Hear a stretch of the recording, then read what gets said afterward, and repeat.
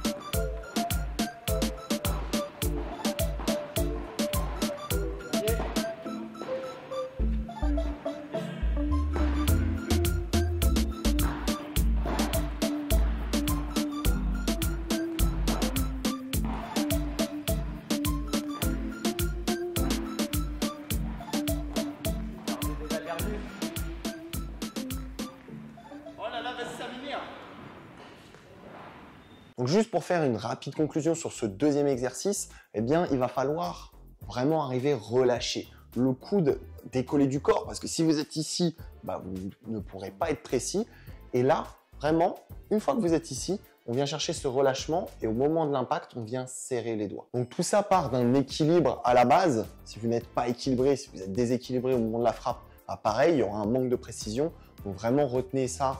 Une chose la plus importante, ça va être d'être équilibré au moment de la frappe. Juste avant de démarrer le troisième exercice et voir qui a gagné entre Mehdi et moi, je voulais vous parler de la formation en ligne que j'ai créée il n'y a pas longtemps. Ça s'appelle « Gagner des classements rapidement au badminton ». Et en fait, c'est un ensemble de méthodes que j'ai créées pour vous, pour vraiment améliorer votre classement et surtout le propulser.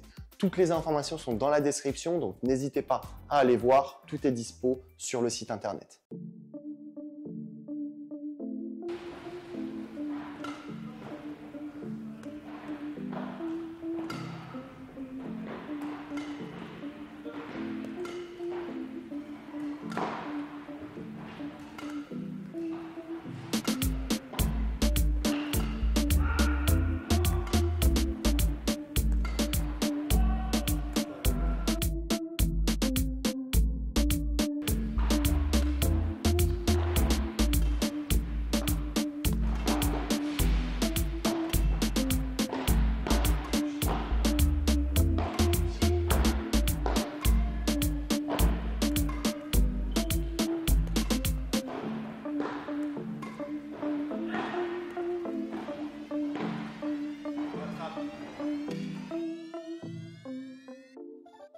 Donc malheureusement, aujourd'hui, j'ai perdu. Je voulais juste faire une petite conclusion pour faire un bon lob, pour être précis sur le lob. Même principe que sur le contre-amorti. Vraiment, rester équilibré, trouver cet équilibre, taper le volant le plus tôt possible avec le coude décollé du corps. C'est vraiment ce qu'il faut retenir aujourd'hui sur le lob et le contre-amorti.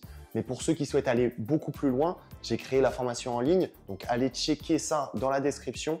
Vous avez toutes les informations et tout est disponible sur mon site internet directement. Moi, je vous dis à très vite pour une prochaine vidéo. Salut à tous!